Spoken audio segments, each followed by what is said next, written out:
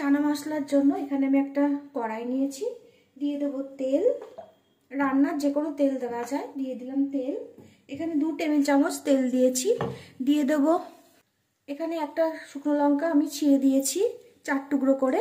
এখানে নিয়েছি রসুন কুড়োনো আর আদা কুড়োনো 1/2 চামচ করে, এটাও আমি তেলের মধ্যে দিয়ে দেবো।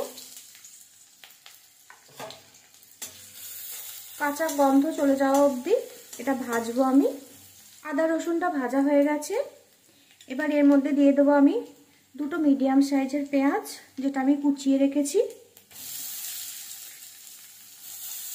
এরপর দিয়ে দেবো 1/2 চামচ হলুদ গুঁড়ো, দিয়ে দেবো সামান্য হিং, দিয়ে দেবো স্বাদ মতো লবণ। ভালোভাবে সব কিছু মিশিয়ে নেব। এবার পেঁয়াজটা ভেজে নেব। পেঁয়াজটা ভালোভাবে ভাজা হয়ে গেছে। এরপর এর মধ্যে আমি দিয়ে দেবো কিছু মশলা। দিয়ে দিচ্ছি 1/2 চামচ ধনে গুঁড়ো, দিয়ে দিচ্ছি 1/2 চামচ জিরে গুঁড়ো, দিয়ে দিচ্ছি 1/2 চামচ কাসুরি মেথি, দিয়ে দেবো 1/2 চামচ লঙ্কার গুঁড়ো, এটা ঝাল লঙ্কার গুঁড়ো, আর দিয়ে দেবো 1/2 চামচ কাশ্মীরি লঙ্কার গুঁড়ো। সব কিছু ভালোভাবে মিশিয়ে নেব। সব কিছু মেশানোর পর এর মধ্যে আমি দিয়ে দেবো একটা বড় সাইজের টমেটো কুচোনো। আবার ভালোভাবে মিশিয়ে নেব। টমেটো নরম হয়ে আসা পর্যন্ত রান্না করে নেব। টমেটো নরম হয়ে গেছে আর মশলা কষানো হয়ে গেছে। এরপর এর মধ্যে দিয়ে দেবো আমি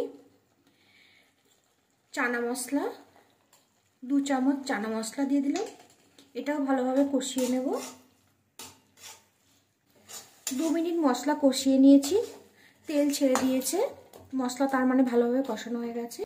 আমি এখানে আগে থেকে ছোলা সেদ্ধ করে নিয়েছি, এটা কাবলি ছোলা, আর এখানে কিছু মটরও আছে।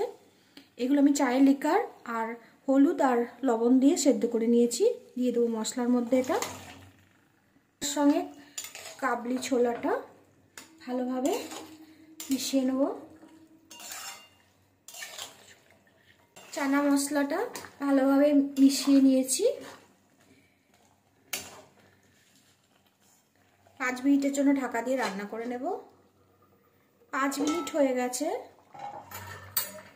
দিয়ে দেবো সামান্য গরম মশলা। গরম মশলাটা ভালোভাবে মিশিয়ে নেব চানা মশলার সাথে। এবার ওপর থেকে ছড়িয়ে দেবো ধনেপাতা কুচানো। তৈরি হয়ে গেল আমার চানা মশলা।